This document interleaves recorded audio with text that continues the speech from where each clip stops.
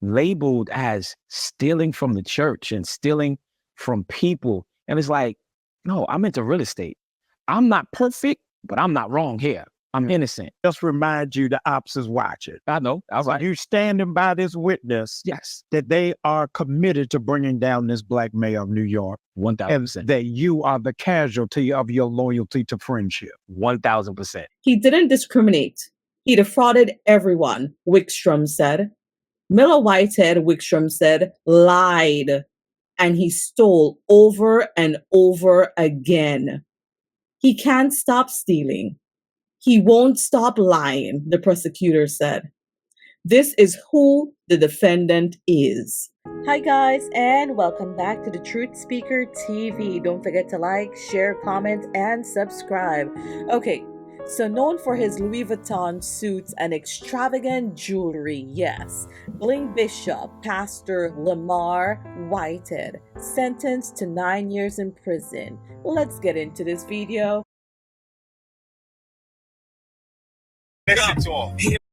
People assume that you got these gains through people tithing in the church, giving in the church, or handed over their Right. last will and testament.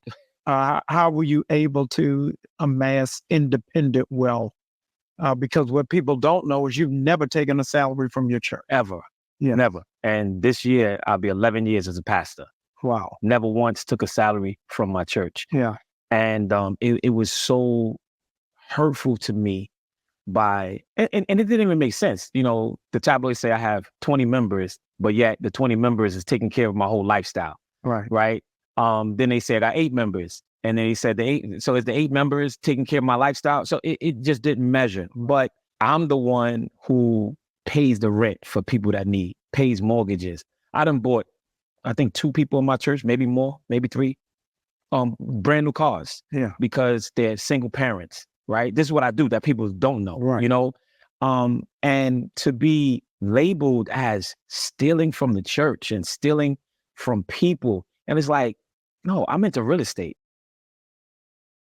I've been doing real estate over 20 years. Wow. Right? Yeah. And, you know, I've always had a nice car. Just because I got 2 Rolls Royces now doesn't mean that I took it from the church. Like, for them to place me and stigmatize me as a rip-off, I'm ripping people off, was just crazy to me. You know what's even crazy about this? This man claims to be a man of God, and he lacks the spirit of conviction, right? He did something wrong, but yet for all here he is sitting with Jamal Bryant, lying and being deceptive, right? Not admitting, hey, I did wrong. This man is dangerous and should not ever be on a pulpit again. The courts in New York said that an older woman got defrauded and found you guilty. I want you to talk about what were the charges and where you are now. So, as the world know, I was found guilty of 5 charges. The first charge was wire fraud. It was defrauding Pauline Anderson for $90,000. The second charge was Pauline Anderson's the lady's name. Yes. And this old lady, how old is she? She's only 50, I think 3 years old. She's not old at all. This is all the hype, right? Yeah. This is all the hype. Okay. Elderly lady. Oh, now you're not supposed to take from nobody, but they put extra to it to make me look like just this bad pastor, right? Because you have to understand, Jamal, the reason why people don't like Bishop is for 2 reasons, right? He set up the robbery at his church, and he robbed the old lady. Yeah. When you clear up those 2 narratives, now what? Yeah. Right. So we cleared up the robbery already. I didn't set it up. Now let's clear this up. Yeah. Right. So the second charge is attempt wire fraud of Brandon Belmonte. They never even said what was attempted to be taken at all. Right. They said it was a building, and they said it was money. Attempt extortion was the third charge, where they said that I was extorting Brandon Belmonte. Yeah. Right. For $5,000. Now, Brandon related to this old lady, how? No, Rashid Anderson was her son. Okay. But Brandon Belmonte was a federal informant that played as if he's a victim because they wanted to take down the mayor, Eric Adams. So we're going to get into that. Yeah. And then the fourth charge was lying to an FBI agent. Okay, we're gonna talk about that. And the fifth charge was wire fraud for an allegedly trying to take $250,000. So let's go to the first count. Pauline Anderson. Now, before I can get to the first count, I got to tell you guys the entire picture. So Mayor Eric Adams is the second Black mayor of New York City. That's right. And everybody knows that me and Eric are very close. Yeah. I am one of the top 3 closest to him, period. Right. And we have gained a relationship. He's been my mentor for a long time. And he's poured into me. We've never did any business. Never. Right.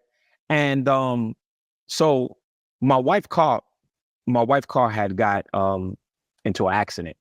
So this gentleman, Brandon Belmonte, he owned a body shop. Yeah. He was introduced to me through another friend of mine.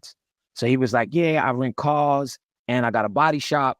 If you need me, let me know. So my sister-in-law car got into an accident first. He fixed that car. So I said, he did a good job with that. Let him do my wife's car. So my wife got into an accident. Somebody hit her car. And I said, brother, I need you to fix the car. He said, all right, cool. I'm going to send you a rental car. I said, no problem. So he sends me a rental car, comes pick the car up, my wife's car, but the rental car he gave me was broken. Oh, Lord. Now, my daughter was just born, right? My baby. And she was born in November, so she's 3 months old, screaming, yelling. And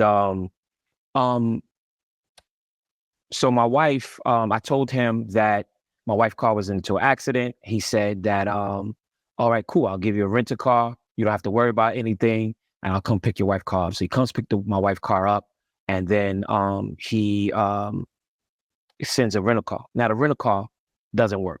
It was an Escalade 2020 Escalade, and it doesn't work. My wife calls me and says, it's shaking. I said, just get out the car. I'll take care. So I called him. He said, listen, whatever you have to pay for another rental car, I'll give it back. No problem.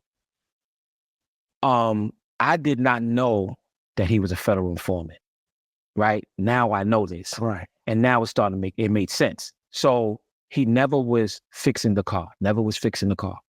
And I would go down there and I said, yo, the car's still the same. Wow. So we would be arguing about the car, right? So he would call me knowing that he just already agitated me, and he's recording me, and I didn't even know he was recording me. So he's recording me in rage and in anger. And this is how he's saying that I extorted him, because I told him I need my $5,000 so I can do what I need to do. You're not going to get away with my $5,000. So now we're in the months of March, and he's like, all right, don't worry about it. I'm going to give you the money. Listen, I got some property that I want to sell you. I know you, I'll be watching your videos, and I want you to, I own properties in the Bronx. So I said, all right, cool. Let me know, because what I wanted to do, I wanted to buy more apartment complexes so I can house homeless and shelter people there. Yeah.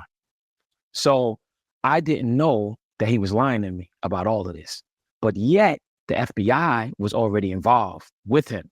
And now they have created this whole narrative that I'm trying to get property from him in exchange for favors with the mayor. So this is an excerpt taken from CNN. And this article was written and posted on June 17th, Monday, June 17th, after the sentence was handed down. So it states that Whitehead also extorted a business for $5,000 and then attempted to convince the man to loan him $500,000 and grant him a stake in real estate transactions in exchange for obtaining favorable actions by the New York City government that he knew he could not provide, the indictment said. Whitehead used his ties to New York City Mayor Eric Adams to try to make the deal, the U.S. Attorney's Office said in a March news release. But I'm just telling you information that I know now, but then I didn't know. So he's just telling me about properties that he owned that I want to purchase. Right? He didn't own the properties. He never sent me any of the properties. So now I'm saying to him, brother, you are playing games with me. I don't need nothing from you. Finish my wife's car, give me my $5,000 and go your way. Right? So he began to argue with me. I didn't know I'm being recorded. Yeah. So now he's making it seem like I'm violent. But no, I'm arguing with you about my wife's car. I'm arguing with you about giving me what I need. So then he says, listen, I'm going to bring the money to you or whatever. I'm going to bring the money to you and we're going to take care of it. So he comes to my house. He bring the $5,000 and he says, listen. So he told me how him and his father has a hard money company. Yeah. And I own a 40-unit complex. And I was doing renovations. He was in Connecticut. Okay. So, and by the way, I own, as an African-American, I own the largest piece of property in Hartford, Connecticut. Wow. As African-American, yeah. Wow. Yeah. And this is another reason why I'm being attacked, right? And they know this, right? So, so now I'm renovating out there. He's like, listen, since we're going to do business, because he's trying to clean everything up now, since we're going to do business, I want you to let us lend you the money or whatever. I said, all right, you can lend me the money, no problem.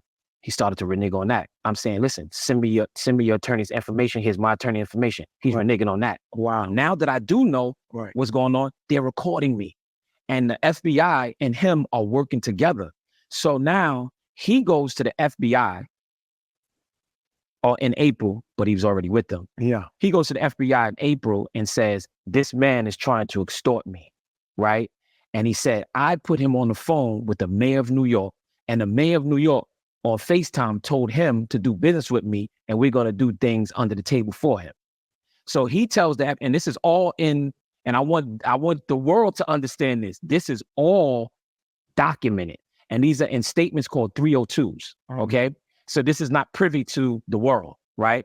So he says that I put him on FaceTime with the mayor of New York, Eric Adams, and Eric Adams told him to do business with me, and we're going to do big things, and we're going to do things under the table, and all this other stuff he said.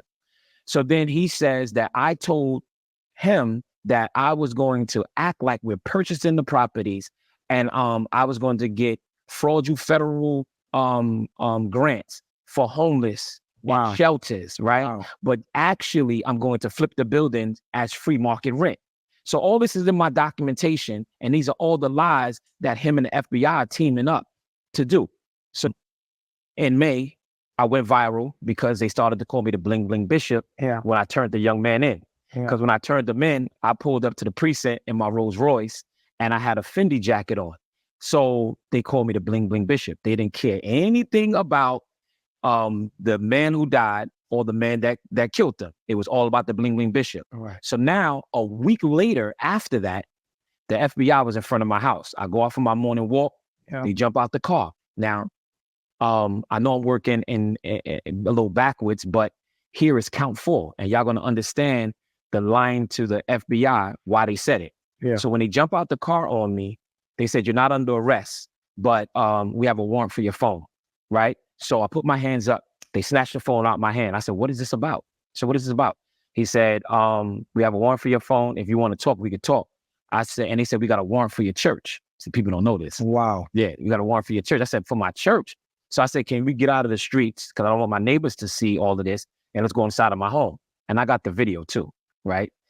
So we go inside of my house. And I said, what are you talking about? You got a warrant for my church. And why are y'all taking my phone? And he said, well, we heard there's guns in your church. Wow. Right. Now, I want y'all to really put your thinking caps on, okay? This is June 8th. The FBI comes to my house and said, we heard you got guns in your church. Okay? I said, guns in my church? I said, you kidding me? So they said, listen, we don't want you. We want the mayor of New York. We want you to help us get the mayor of New York. I said, what?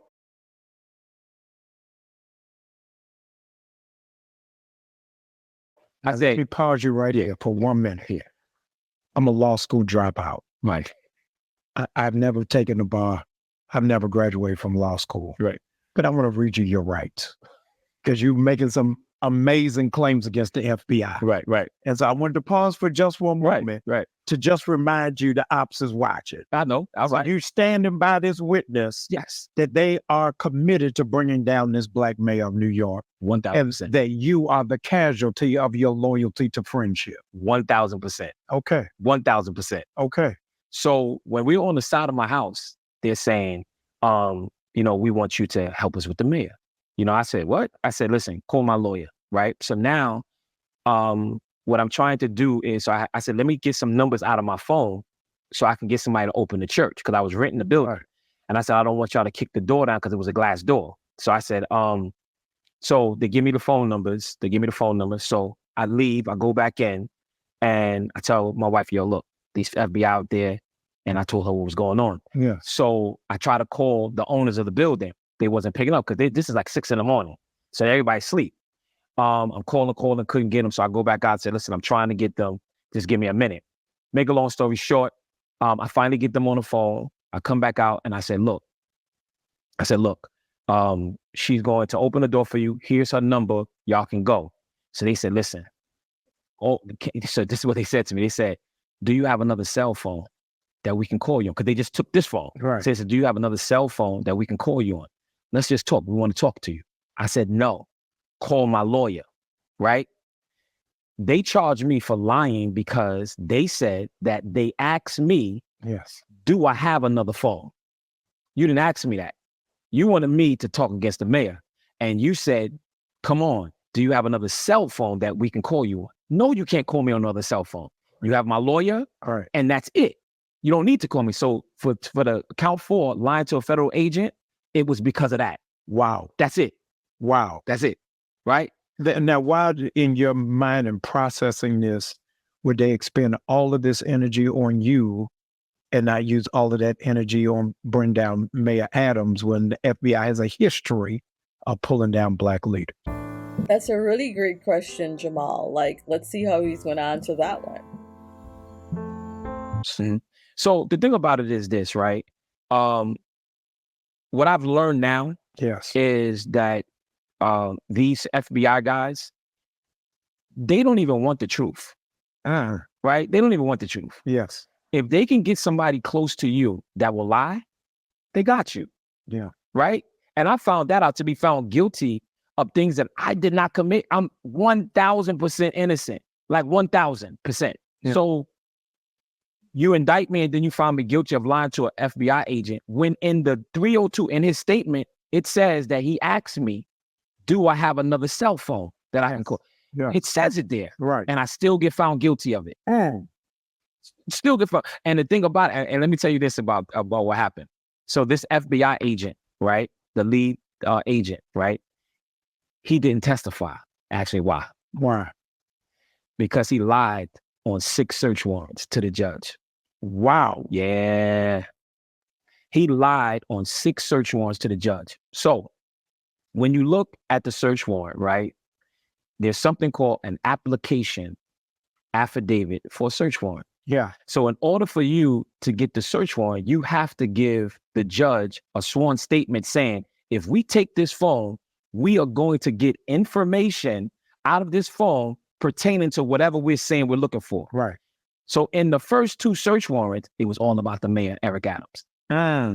The whole search warrant was about Eric Adams. Yes. See, you guys don't know this because you don't have the search warrant. Yeah. Right? So all you can do is speculate. So all of the reasons for the search warrant was about Eric Adams. But they called him a New York State government official. That's what they called him. Yeah. So the reason why they got the search warrant was because the FBI said they video recorded me on the phone with Brandon Belmonte saying, I just got the phone with the mayor, Eric Adams, and the meeting the meeting is already set up.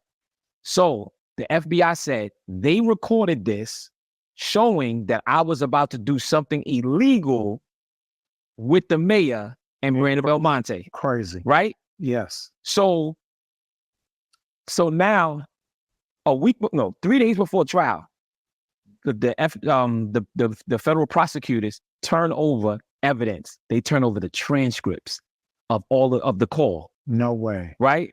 So on the transcripts, it has to say all of the people that participated. That's right. So I told my lawyers, I said, where's the FBI agent? He's the one that said that he recorded it and he put it in the search warrant. Right. They called the federal prosecutor, said, where is the FBI agent on these transcripts? did he lie? And they was like, no, he didn't lie. We're going to get right back to you. And he said, yes, that wasn't him. Wow. Right? So then they say, well, it was an error. An error? You have 6 search warrants to 6 different federal judges. And you're going to say, and it says the same thing in all of the search warrants. Not to mention, they now turn over, right, the chain of custody of this recording. Yeah. Right? This recording, and you guys don't know this, but this recording that he used to get this search warrant, Yeah. they said it was done on May 5th, right? Yeah. 2022, right? We get the chain of custody paperwork.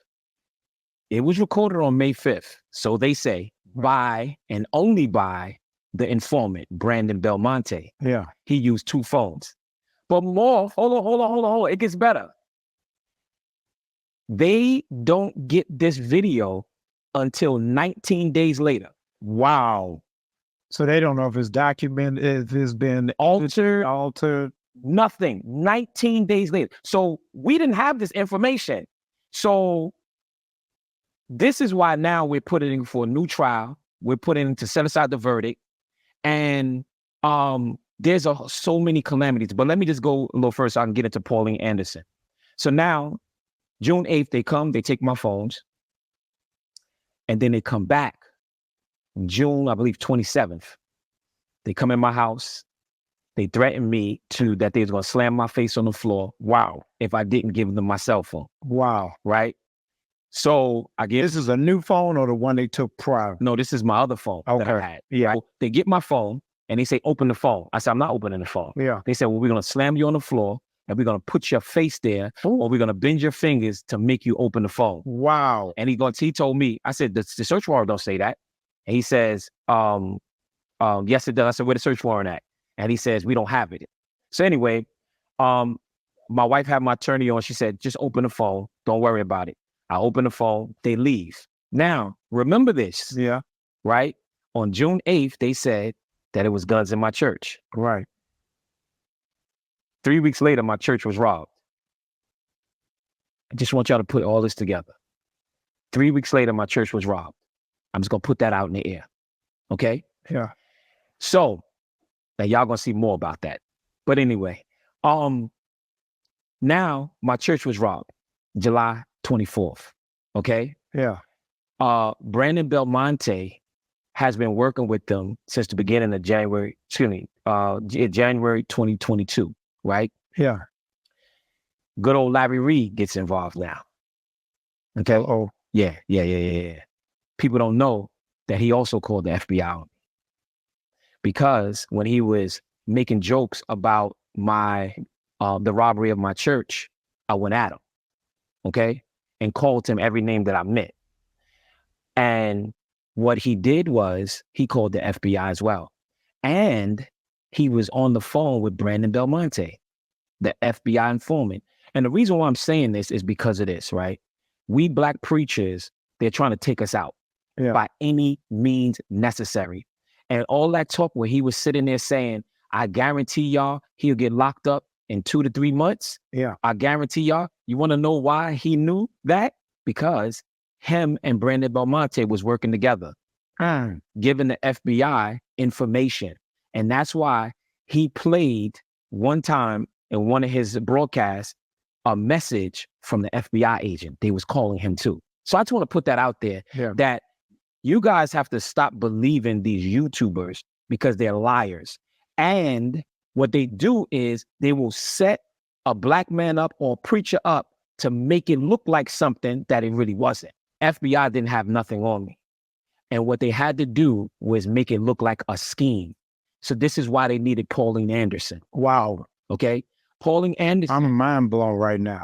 Yeah, I'm just showing you guys how this worked and how this stuff was put together. Yeah. So Pauline Anderson was already suing me for $90,000 a year and a half ago. This was not nothing new. So what the FBI did was they needed to orchestrate and say that this was a scheme that Bishop Whitehead was doing. And in order for it to be a scheme, it has to be more than one person.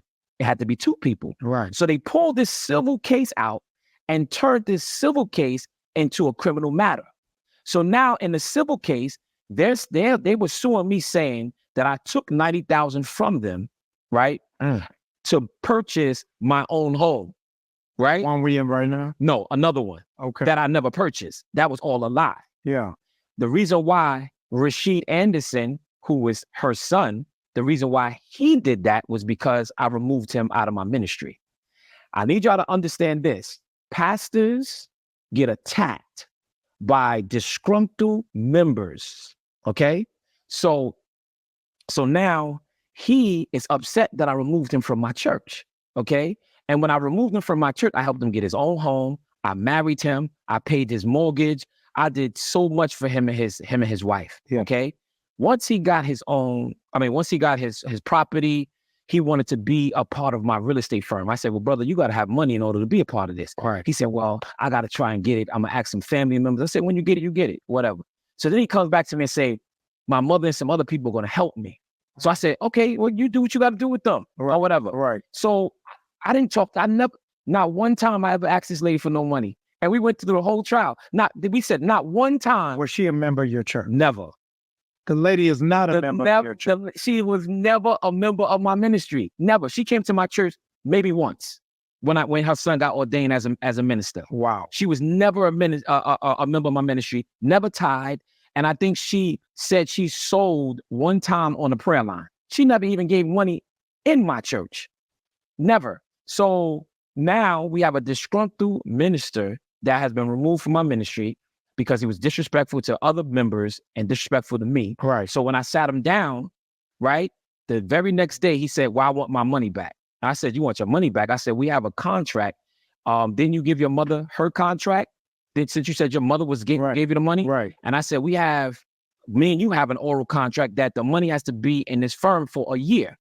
And now all of a sudden you want this, the next day. You want it back because you got sat down.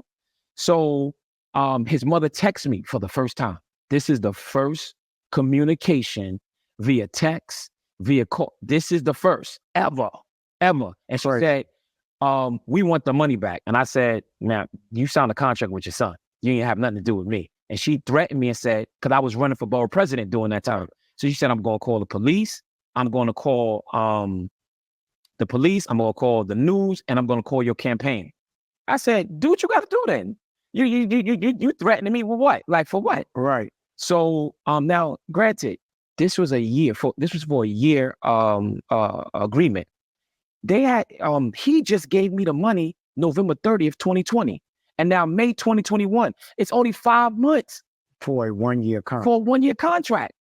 Right? It's only 5 months. And I just gave him $6,000 because I gave him $5,000 because he said his mother wanted to purchase property in Jamaica. So I said, listen, you can't keep touching.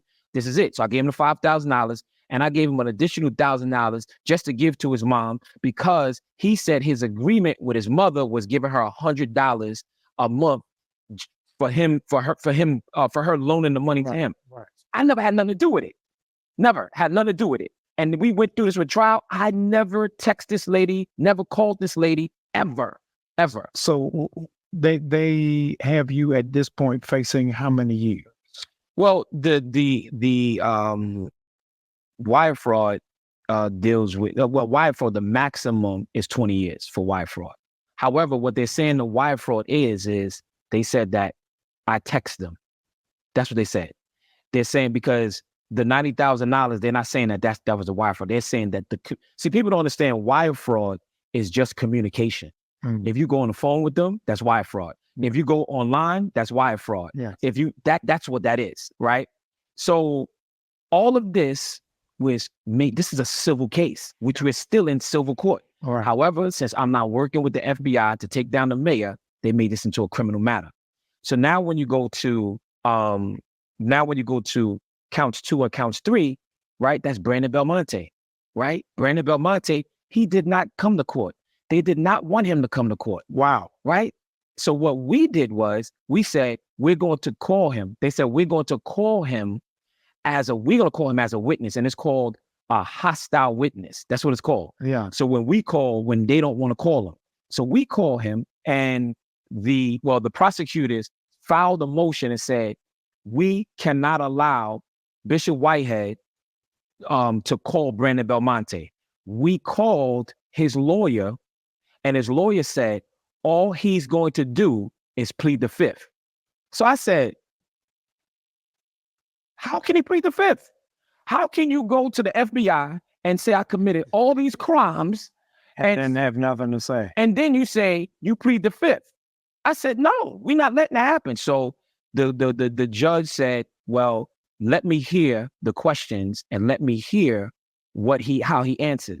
So we asked him, did Bishop Whitehead try to extort you? He said, under the advice of my counsel, I plead the Fifth Amendment. Did Bishop Whitehead try to get $500,000 from you and real estate from you in exchange for government favors from the mayor of New York, Eric Adams? He said, I plead the fifth. We said, did you tamper with any of the recordings that you made against Bishop Whitehead? He pled the fifth. About tampering with the recordings. He pled the fifth. We asked him, did he set me up? Was this a sting operation? He pled the fifth. So all of the questions, and it's a bunch of more questions, all of the questions that we asked him were the questions that we would have asked him in front of the jury, that would have showed the jury that he's lying, right? So the jury don't know about these questions because he was never allowed to testify in front of the jury. So counts 2 and 3, counts 2 is attempt wire fraud, and count 3 is attempt extortion. So he didn't even show up. So there's no testimony. The only testimony is they played the recordings. He recorded me by himself 6 times on his own phone. And you know how they let that in? How? They let another FBI agent come in and say, you're not going to believe this. They said, I'm familiar with Bishop Whitehead's voice, and I'm familiar with Brandon Belmonte's voice. So therefore, it should be let in. And he let it in. There was no authentication. Was it altered? There was no real foundation. So now they're playing the audio of an informant that set me up, that's now entangling the jury, right? So we already went through count 4. Count 4, y'all already know, lying to the FBI agent because, we already know that I didn't lie to them, but they wanted me to set the mayor up, and I told them I'm not doing that. They asked me, do you have another cell phone that we can call you on? I told them no. Simple. And then the last one was wire fraud. Get a load of this. 6 years ago, they said somebody uploaded online to a company called Fundora. Now, I know a lot of you guys get pop-ups and asking you can be pre-qualified from companies that are not even banks. So they said that I filled this application out to a company that's not even a bank. And they said that I uploaded fraudulent documentation. Good God. Right? Now, granted, they searched my whole house. They took every computer. They took every phone. They took every electronics. Yeah. They did not find one fraudulent document. And Bishop, you're facing how many years? Well, if you look at wire fraud, 2 counts, attempt wire fraud and extortion, it's probably the max be somewhere over 45 years. The max. Just so that I'm clear and so they're clear, you're facing 45 years with no corroboration testimony, with the key witness pleading the fifth, and no substantiated evidence. None at all. And the lead FBI agent did not testify at all because they know that he lied on 6 search warrants to 6 different federal judges. I'd be in the bed right now eating Doritos. That'd be me. I'd just be walking around in flannel pajamas with the temperature up at 83, looking for a sycamore tree just to be under. There's something where people say you trust God, but what happens when you have to really live it, right? Wow. And I wouldn't be me if I was to panic. If I'm still wearing Fendi and they didn't change me, if I'm still wearing Louis, why should I change that? I tell people you got to keep that same energy. Yeah. Right? You know, when God is blessing and you buying this and you buying that and you living life and you smiling, what happened when the storm comes? Well, I'm going to give up now, but yeah, I'm still going to preach to the people and tell them that you got to have faith, right? Yeah. How would that work? It's this stereotype that Christians are punks. I ain't no punk, no sissy, no sucker. And I'm not going to fold. And whatever comes my way, I have to really trust Jesus, right? I think because I really trust him. Like I have my own relationship. You believe what you preach. Yes. And you stand on it. Yes. So how can I fold now, Dr. Jamal? Yeah. Like, how can I fold now? Is it part faith or is it part because you're not broken because you've done time before? No, it has nothing to do with what I did before. And that was, that was a whole nother thing. And check that out. Yeah, I did time before. And for what? For grand larceny. But listen to this. This was done in Suffolk County, right? Suffolk County is the most racist county in New York, right?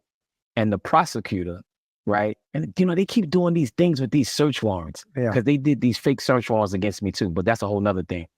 But the prosecutor that prosecuted me, his name was Thomas Spoda. He's in federal penitentiary right now for tampering with witnesses and doing all type of stuff. Wow. So when people talk about Bishop Whitehead, you got to really know what you're talking about. Yeah. Right? I'm not perfect, but I'm not wrong here. I'm innocent. And my ministry, God allowed me to start my ministry to save souls, right? To go out to the masses. People don't even know. 50 Cent gave his life to God under my ministry. I didn't know that. Yeah. He gave his life to under my ministry in 2018. And he was right in the church and I preached, get the strap. That was my message. And him and a few other known rappers that was there gave their life to Jesus Christ. I got the video and all that, but I don't post none of that. That's something, Yeah. And Tekashi 6ix9ine, he gave his life to God. Under your ministry. Under my ministry. Keisha Cole, she accepted Jesus Christ. I can go on and on. Yeah. I can go on and on with all of the different celebrities that entrusted me where that I pray with them behind the scenes and you will never notice because I don't got to talk, right? And that's why the devil was mad. So therefore, the devil said, I have to kill his credibility. So the devil was not mad about him saving ordinary people. The devil became upset when he started saving celebrities. Does this make any sense? Wow. Because if I kill his credibility, then nobody will believe him. So this is why everybody talks about what I wear, what I drive, how much money I have. Oh, he's fake. You want to know why? Because the enemy knows that I'm a detriment to the kingdom of Satan. You know what I'm saying? Yeah. So the reason why, and I know you have more questions, but the reason why I came on this show, and this is the first podcast that I've ever done. Thank you. And CNN, MSNBC, ABC, Pix, you name them, they all want me to do it. Today, right now. Right. And they did not get what I'm giving. Okay, guys. So according to the religious news service, the Religion Hub, it says Brooklyn preacher who boasted of ties to New York mayor gets 9 years in prison for multi-year fraud. Lamar Miller Whitehead, 45, of Paramus, New Jersey, was sentenced in Manhattan federal court by Judge Lorna G. Scorfield, who said she didn't see meaningful remorse from the Rolls-Royce driving bishop convicted of fleecing one parishioner. And if we recall from the video the interview that he did with Jamal Bryant, he stated that this lady was not a parishioner. She never attended his church. The person who attended the church was her son, right? Let's continue reading. So fleecing one parishioner out of $90,000 in retirement savings, among other scams. Yep. Here's Bishop Lamar in his Fendi suit. A flashy Brooklyn preacher who has played up connections to New York City's mayor was sentenced Monday to 9 years in prison for multiple frauds. It says, in a rambling statement, Miller White had claimed he was very remorseful, but boasted of his good deeds for his community and expressed regrets about his trial, prompting the judge to interrupt him with a reminder that sentencing isn't a time to relitigate the case. The jury heard the evidence. The jury rendered its verdict, she said. In March, a jury convicted Miller Whitehead of all charges, including wire fraud, attempted extortion, and making false statements. Schofield said the preacher committed perjury when he testified. Wow. She said a significant prison sentence was necessary because there was a high probability that Miller Whitehead would commit crimes in the future, particularly because previous convictions for similar crimes did not deter him from committing more crimes. Wow. And this is supposed to be a man of God, right? You don't seem to have an appreciation of the impact of your crimes, Schofield said. Your Honor, I am an honorable man and my children need me, he said, as he asked to be spared a prison term and requested to become the poster child of another chance. This guy is just unbelievable, right? Miller Whitehead developed a friendship with Mayor Eric Adams while Adams served as Brooklyn's borough president before his election to the city's top job. Prosecutors contended that Miller Whitehead used the name of Adams to commit fraud and attempted extortion. Adams was not accused of any wrongdoing in this case. Remember, this guy said repeatedly that the FBI is trying to take down Mayor Adams, right? And he is just pretty much like caught in the middle of all of this. Yeah? Okay. Miller Whitehead mentioned Adams during his remarks before the sentence was announced. Asked about the sentence during an unrelated news briefing Monday, Adams said, Bishop Whitehead is in my prayers and I wish the best for him. Okay, so Miller Whitehead became a religious figure in 2013 when he formed the Leaders of Tomorrow International Ministries. He was also known to wear designer clothing and was once the victim of a robbery when $1 million in jewelry was stolen from him by gunmen who surprised him during a church service. Although he preached primarily in Brooklyn, he owned a $1.6 million home in Paramus, New Jersey, and an apartment in Hartford, Connecticut. Assistant U.S. Attorney Derek Wickstrom requested a sentence of over 12 years in prison, saying Miller Whitehead had defrauded large financial institutions as well as a parishioner who lost her life savings. He didn't discriminate. He defrauded everyone, Wickstrom said. Miller Whitehead, Wickstrom said, lied, and he stole over and over again. He can't stop stealing. He won't stop lying, the prosecutor said. This is who the defendant is. This is the bishop, guys. Wickstrom said Miller Whitehead possessed a psychological and delusional failure to accept that he committed crimes and must be punished. We see from the interview he did with Jamal Bryant, right? He didn't commit any wrongdoing at all. It was always the FBI. Like, that is like delusional. Like, somebody's just after him because they want to take down the mayor. Like, just admit you're wrong. That's what I said. He lacks a spirit of conviction. Like, what's wrong with this guy? How can you teach others to be holy and righteous and to live Christ-like, and you can't even admit that you're wrong? Besides the prison term, Miller Whitehead also was ordered to pay $85,000 in restitution and to forfeit $95,000.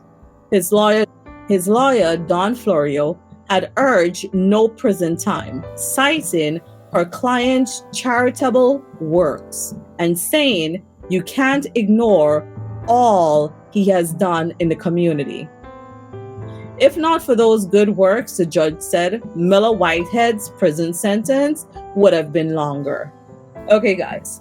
So this is pretty much all that I have for you. Like, I do not think the Bling Bishop would ever admit that he is wrong, right? That would ever say, okay, I did this wrong, let me face the consequences. And this is sad that he portrays to be a man of God, and he's the one giving bishops and pastors a bad name, right? Like, you're supposed to be beyond reproach, right? But as we see in the podcast, the interview he did with Jamal Bryant, like, he was just like passing the blame on to everybody else and like not admitting what he did wrong and like just asking God for forgiveness and repenting for his sins. But instead, like, he went on a delusional rant, blaming everybody else, right? I have no idea what's going on here, but what I know for a fact is this guy lacks wisdom, he lacks understanding, he lacks the spirit of conviction, he lacks the spirit of discernment. He should not be a preacher. He needs to work on himself. He needs to work on learning to be Christ-like, right? Because he is a fraud. That's all I have for you guys today. Thank you, and see you on the next one. Walk right.